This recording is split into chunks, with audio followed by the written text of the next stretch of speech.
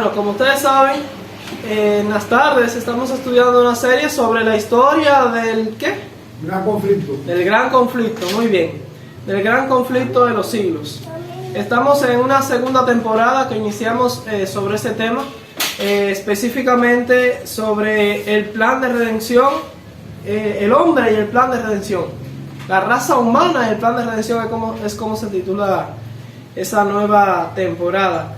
Pero la primera de todas fue sobre la historia del gran conflicto, cómo comenzó en el cielo, cómo se originó el mal y el pecado con un ser que se llamaba Lucifer, quien se convirtió en Satanás hasta que fue expulsado del cielo. Y luego en esta serie hemos estado aprendiendo bastantes cosas sobre desde que el hombre fue creado en adelante. Hoy vamos a ver un tema que lleva el título La maldición sobre la humanidad, parte 2. En nuestro tema anterior fue la maldición sobre la humanidad, parte 1. Y estudiamos ya sobre el libro albedrío, estudiamos sobre las lecciones de la caída de Adán, lecciones de la caída de Eva, se advierte a Adán y Eva, la advertencia que Dios le hizo a Adán y a Eva. Vimos la conspiración contra la familia humana y creación y propósito de la raza humana. O sea, se lo di en orden hacia atrás. Todos los temas que hemos estado estudiando hasta aquí. Entonces vamos a hablar sobre la maldición sobre la raza humana, parte 1. ¿Recuerdan nuestro tema anterior? Cuando hablamos sobre la maldición que Dios pronunció sobre la serpiente, sobre los animales, cómo los animales ya no se iban a sujetar más al hombre. ¿Recuerdan todo eso? Y sobre la maldición. Sobre el animal más odiado, vimos sobre la sumisión de la mujer, sobre las Evas modernas inquietas, el mal reina sobre el planeta y los animales que ya no iban a reconocer la autoridad del hombre. Hablamos sobre todo ese asunto. Ahora, vamos a ver cómo estas maldiciones que vinieron por causa del pecado y que Dios pronunció sentencia sobre la raza humana y el planeta, en realidad iban a ser una bendición para el hombre. Se llama maldición porque son resultado del pecado y nunca fue el plan de Dios de que estas cosas sucedieran de esa forma. Pero dentro de todo de toda esa desgracia, de todos esos resultados por causa del pecado, en medio de toda esa maldición, Dios iba a traer una bendición para el hombre. O sea, todos esos requisitos, todas esas pautas que Dios colocó para el hombre, en medio de todo eso se iba a demostrar la misericordia y el amor de Dios. Así que vamos a empezar la lectura en Patriarcas y Profetas, página 39, párrafo 2. Presten atención. Dice: la vida de trabajo y cuidado, que en lo sucesivo sería el destino del hombre, le fue asignada por amor a él. Era una disciplina que su pecado había hecho necesaria para frenar la tendencia a ceder a los apetitos, a las pasiones y para desarrollar hábitos de dominio propio. Así que el trabajo iba a ser del todo necesario para el hombre. O sea, se ha dicho que mente ociosa está llena de ¿quién? Del diablo, ¿no es así? Así que el hombre no puede estar ocioso, tiene que tener su mente ocupada. Entonces, en esta vida de trabajo y cuidado, Dios mediante ese ejercicio iba de alguna manera, eso iba a contribuir en el freno para las tendencias, las malas tendencias, los apetitos y las pasiones que el hombre había adquirido e incorporado en la naturaleza humana. La naturaleza humana se volvió pecaminosa y tiene inherentemente dentro de sí misma deseos, apetitos, pasiones y tendencias hacia lo malo. Entonces, un hombre solo, el hombre por sí solo, ya sea mujer o hombre, solo, en una casa, en una isla o en una cueva encerrado sin hacer nada, ocioso, es un peligro. El hombre tiene que trabajar, tiene que estar en función. Y eso mismo iba a contribuir para el freno de esas pasiones, de esos apetitos. Cuando el hombre está solo y no está haciendo algo provechoso, eso es peligroso y trae como consecuencia que esas pasiones, esos apetitos, esas tendencias se manifiesten y se pierda el hábito del dominio propio. Era parte del gran plan de Dios para rescatar al hombre de la ruina y la degradación del pecado. Así que el trabajo iba a ser una bendición para el hombre, esa vida de esfuerzo, trabajo y sacrificio iba a ser una bendición para el hombre, para que fuera un motivo de frenar sus pasiones y adquirir dominio propio. Así que continúa diciendo, explicando el espíritu de profecía. Patriarcas y Profetas, página 39, párrafo 4. Para que poseyera una existencia sin fin, el hombre debía continuar comiendo del árbol de la vida. Privado de este alimento, vería su vitalidad disminuir gradualmente hasta extinguirse la vida. Era el plan de Satanás que Adán y Eva desagradaran a Dios mediante su desobediencia y esperaban que luego, sin obtener perdón, siguieran comiendo del árbol de la vida y perpetuaran así una vida de pecado y miseria. Es el plan que Satanás había trazado. Pero después de la caída se encomendó a los santos ángeles que custodiaran el árbol de la vida. Estos ángeles estaban rodeados de rayos luminosos semejantes a espadas resplandecientes. ¿Escucharon eso? Rayos luminosos semejantes a espadas resplandecientes. Vamos a hablar un poco acerca de la gravedad del pecado de Adán. Se explica aquí. La ola de angustia que siguió a la transgresión, este es Patriarcas y Profetas, página 39, párrafo 5. La ola de angustia que siguió a la transgresión de nuestros primeros padres es considerada por muchos como un castigo demasiado severo para un pecado tan insignificante. Alguien podría decir, caramba, solo por comerse de una fruta, por una simple manzana, vamos a decir así, no se sabe si era una manzana o no, pero por una simple frutica vino toda esta desgracia. O sea, a muchos les parece, consideran que el castigo ha sido demasiado severo, demasiado grande para un pecado tan insignificante. Y ponen en tela de juicio la sabiduría y la justicia de Dios en su trato con el hombre. Pero si estudiaran más profundamente el asunto, podrían discernir su error. Dios creó al hombre a su semejanza, libre de pecado. La tierra había de ser poblada con individuos un poco menor a los ángeles, pero debía probarse su obediencia, pues Dios no había de permitir que el mundo se llenara de personas que menospreciaran su ley. No obstante, en su gran misericordia, no señaló a Adán una prueba severa. La misma levedad de la prohibición hizo al pecado sumamente grave. ¿Entienden lo que pasa acá? O sea, Dios necesitaba probar esta raza. Ustedes saben y entienden ahora un poco las implicaciones en el gran conflicto y los planes que Dios tenía para esta nueva raza en relación a las vacantes que Satanás había dejado en el cielo, el espacio que era necesario llenar debido a todos los ángeles que fueron expulsados del cielo. Y había grandes implicaciones en este gran conflicto, pues Satanás había tergiversado el carácter de Dios y de su gobierno y su ley. Entonces, por medio de esta nueva raza y este plan, Dios se había propuesto vindicar su honor, restaurar el orden en el cielo, restaurar el orden en el cielo y llenar ese espacio que habían dejado vacío. Pero ahora el hombre se había rebelado. Y en el plan de Dios de colocar una prueba para esta nueva raza, a pesar de todo el gran conflicto que había entre el bien y el mal, entre Dios y Satanás, Dios no le puso una prueba muy difícil y severa a Adán y a Eva. Le puso una prueba simple, sencilla, algo casi insignificante. No era muy difícil para Adán y Eva simplemente abstenerse de consumir de un árbol. Ellos básicamente lo tenían todo. Así que dice el espíritu de profecía que la misma levedad, o sea, la sencillez que tenía esta prohibición, hizo al pecado sumamente grave. Según de simple era la prueba, el hecho de haber caído en algo tan simple hace bien grave el pecado de Adán y Eva. Sigue explicando, si Adán no pudo resistir la prueba más ínfima, tampoco habría podido resistir una mayor. si se le hubiese confiado responsabilidades más importantes.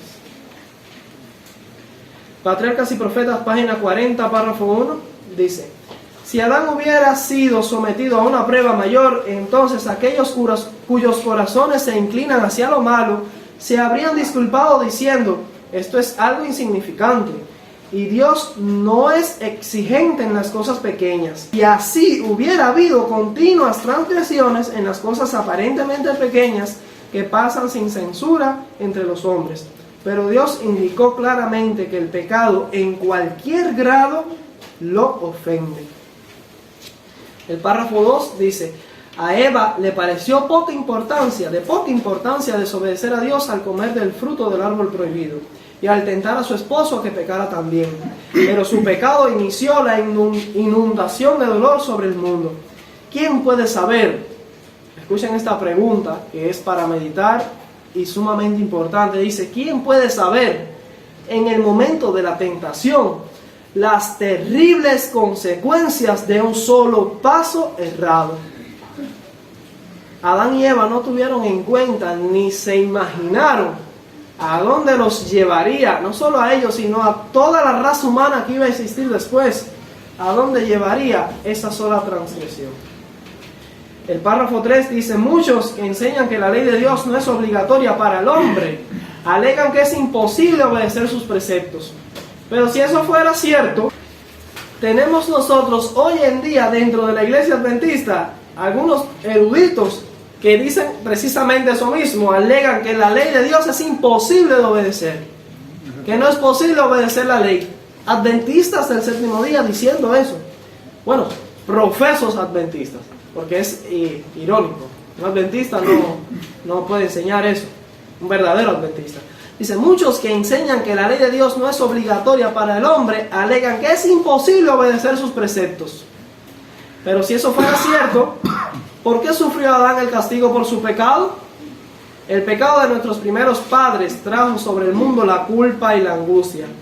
Y si no se hubiera manifestado la misericordia y la bondad de Dios, la raza humana se habría sumido en irremediable desesperación.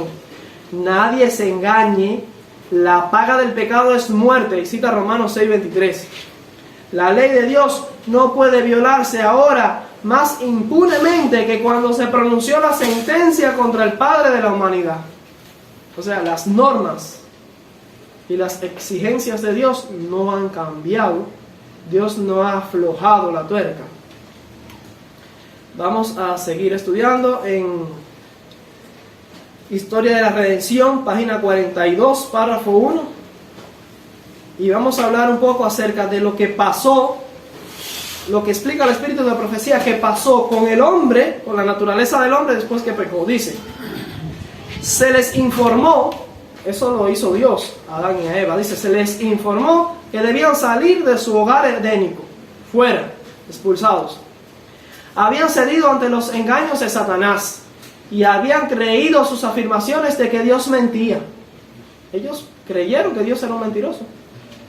Mediante su transgresión habían abierto la puerta para que Satanás tuviera fácil acceso a ellos. Ahora Satanás sí podía fácilmente apelar a las emociones, a los sentimientos y a las decisiones del hombre. Mediante su transgresión habían abierto la puerta para que Satanás tuviera fácil acceso a ellos, y ya no era seguro que permanecieran en el jardín del Edén. No fuera que en su condición pecaminosa tuvieran acceso al árbol de la vida y perpetuaran así una vida de pecado. Que eso habría sido tremenda tragedia para el género humano. Vivir eternamente en pecado, eso habría sido atroz. Sigue diciendo: suplicaron que se les permitiera quedar, aunque reconocían que habían perdido todo derecho al bendito Edén. O sea, Adán y Eva lloraron, le suplicaron a Dios que se les permitiera quedarse allí en el jardín del Edén. Sigue diciendo: prometieron que en el futuro, ahora escuchen esto que es interesante, le prometieron a Dios que en lo futuro obedecerían a Dios perfectamente. qué engañados estaban. O sea, Adán y Eva lloraron, suplicaron: Dios, permítenos quedarnos aquí en el jardín.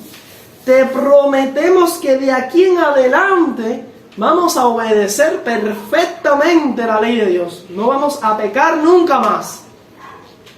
Hay algo que ellos no entendían, y es que su propia naturaleza había cambiado y ahora ya no tenían fuerza moral para cumplir una promesa tal.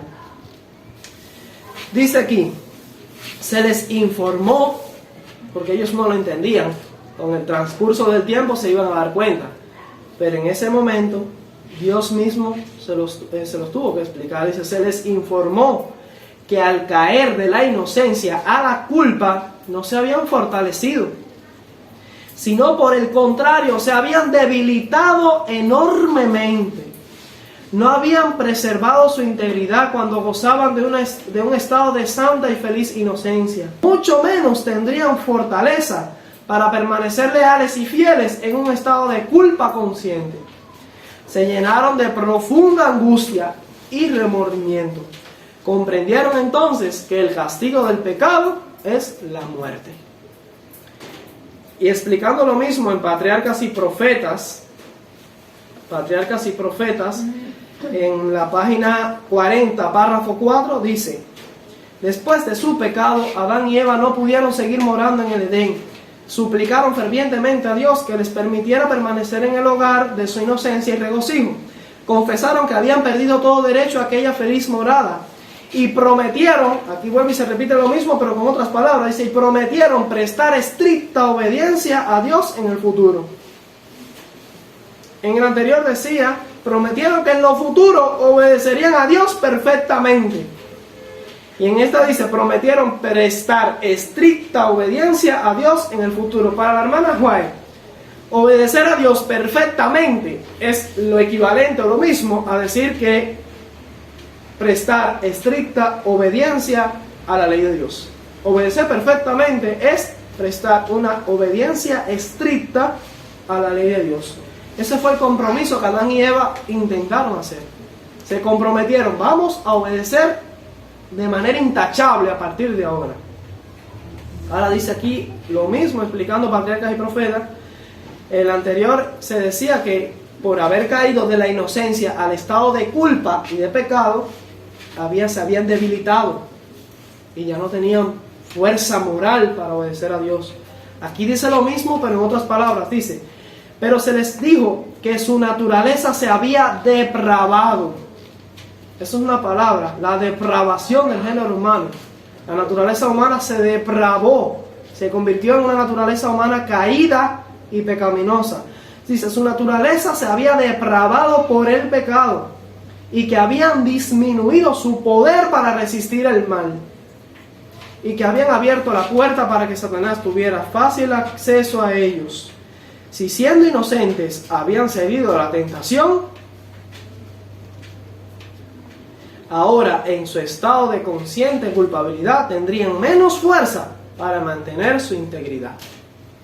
En otras palabras, tras el pecado, si lo pudiésemos resumir, el hombre cayó en una condenación doble.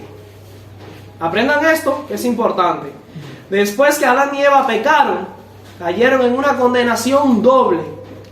Hay dos razones por las que la raza humana estaba perdida. En primer lugar, la ley de Dios condenaba al género humano.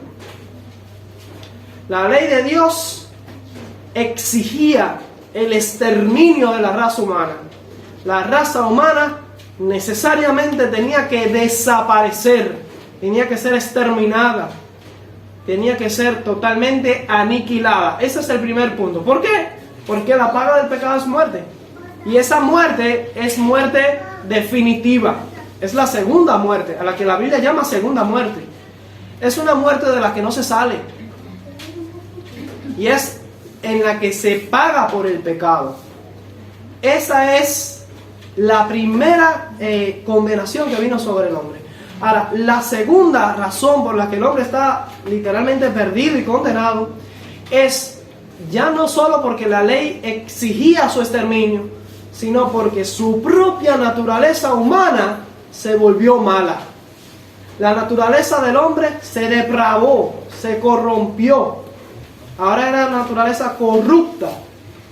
Y esta naturaleza humana se debilitó, se sometió como esclava del pecado y de Satanás, y ahora desarrolló, adquirió dentro de sí misma deseos, apetitos y pasiones e inclinaciones, incluso se usa la palabra tendencias y propensiones, por el pecado, hacia el pecado. Y entonces, viviendo en esa naturaleza, el hombre no tiene fuerza de ningún tipo para sobreponerse a los deseos naturales de esa naturaleza. El hombre se volvió un ser caído, con naturaleza caída, con naturaleza pecaminosa. Y poseer esa naturaleza pecaminosa le imposibilita al hombre obedecer perfectamente la ley de Dios. El hombre no puede en su propio esfuerzo obedecer la ley de Dios. No puede rendir una perfecta obediencia. Por eso cuando Adán y Eva se comprometieron, de aquí en adelante ahora sí vamos a vivir una vida perfecta, sin tacha, no vamos a pecar nunca más. Tristemente Dios tuvo que hacerles conciencia, hacerles entender de que ellos estaban engañados.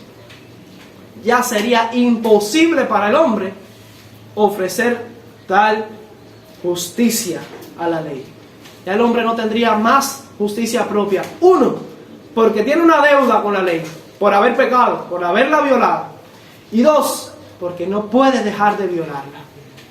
Va a seguir pecando. Así que el antídoto, el evangelio, la redención, debe solucionar esos dos problemas. El hecho de que el hombre tiene una deuda por haber pecado y tiene que pagar con su vida. Para eso el hombre necesita un sustituto, un salvador que muera en su lugar y pague esa deuda. Pero también el evangelio tiene que resolver el problema de que el hombre no puede dejar de pecar. El hombre tiene una naturaleza pecaminosa que lo lleva a pecar. ¿Cómo se soluciona esto?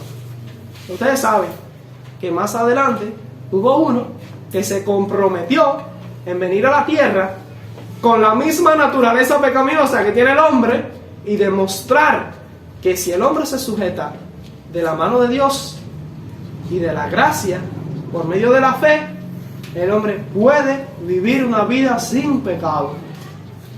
Pero eso estaba por demostrarse. Y Adán y Eva todavía no entendían todos los aspectos del evangelio. Historia de la Redención, página 42, párrafo 1, dice: algunos ángeles fueron encargados de custodiar inmediatamente el acceso al árbol de la vida.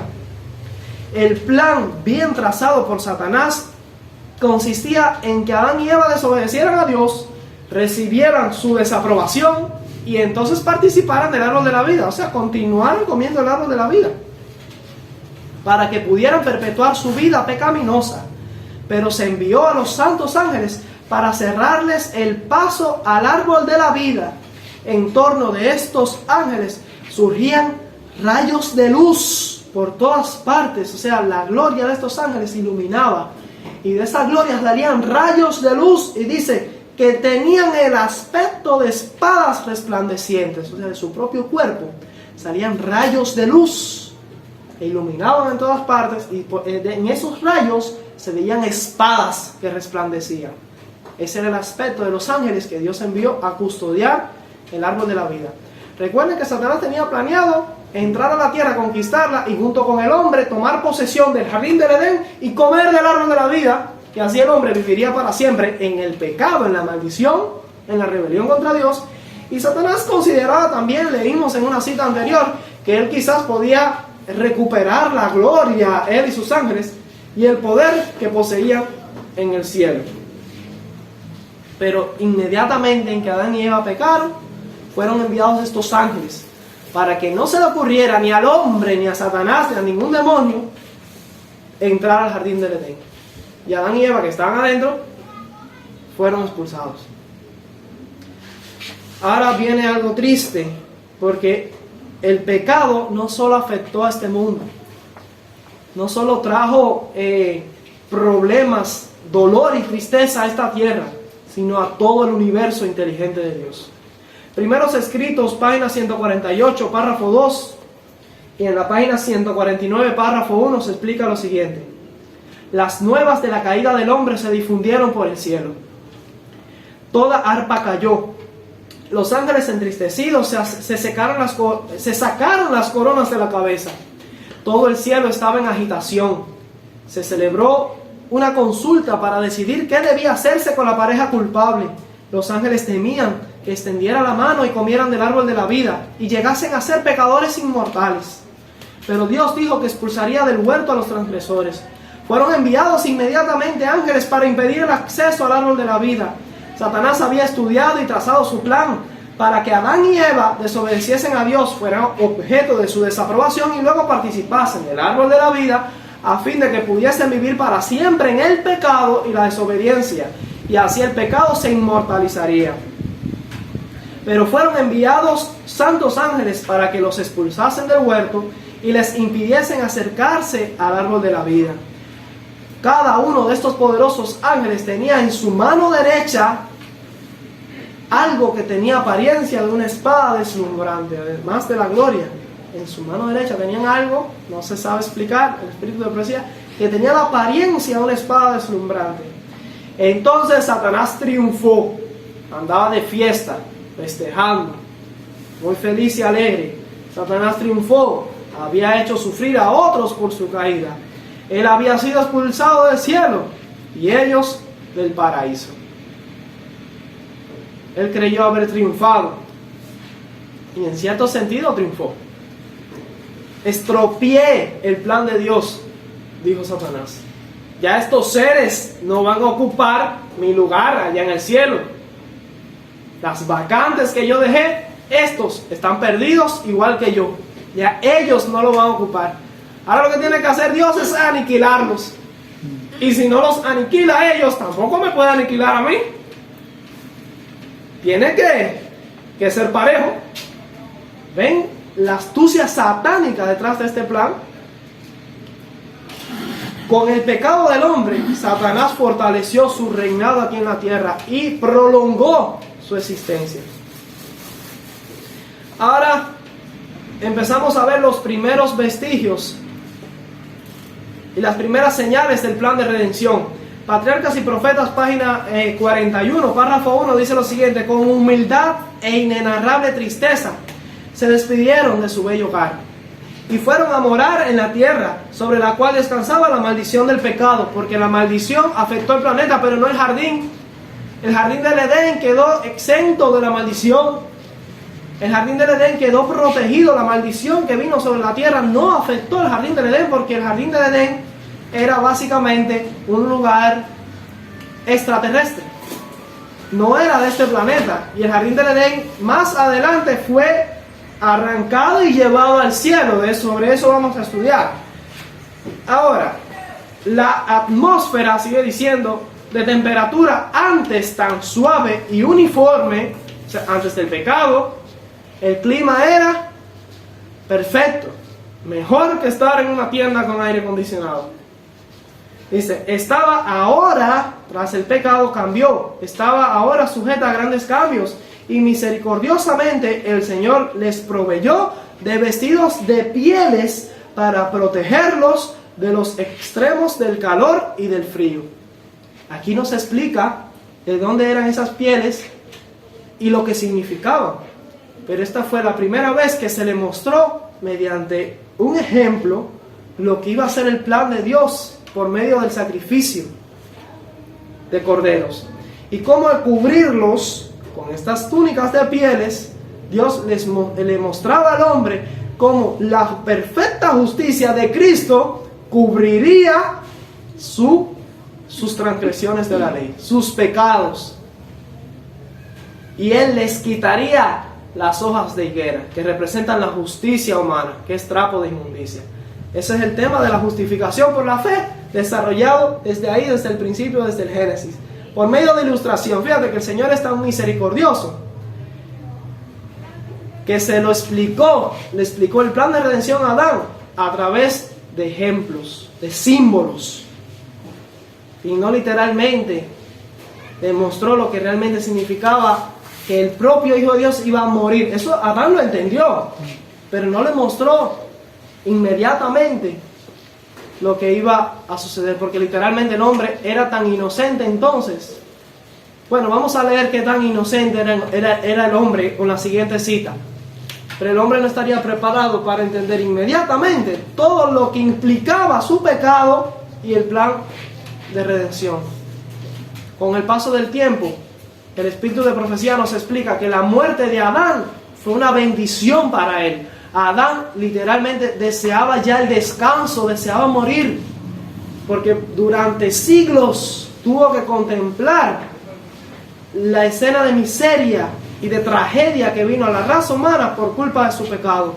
Y que muchos, la gran mayoría de sus hijos, nietos y bisnietos y tataranietos, todos lo culpaban a él de la desgracia que vino sobre la tierra. Cuando en realidad Adán no, sí, tiene culpa, pero ellos estaban así por sus propios pecados. Dice Patriarcas y Profetas, página 41, párrafo 2, para que tengan una noción de la inocencia que tenía Adán. Dice: cuando vieron en la caída de las flores y las hojas los primeros signos de la decadencia, Adán y su compañera se apenaron más profundamente de lo que hoy se apenan los hombres que lloran a sus muertos.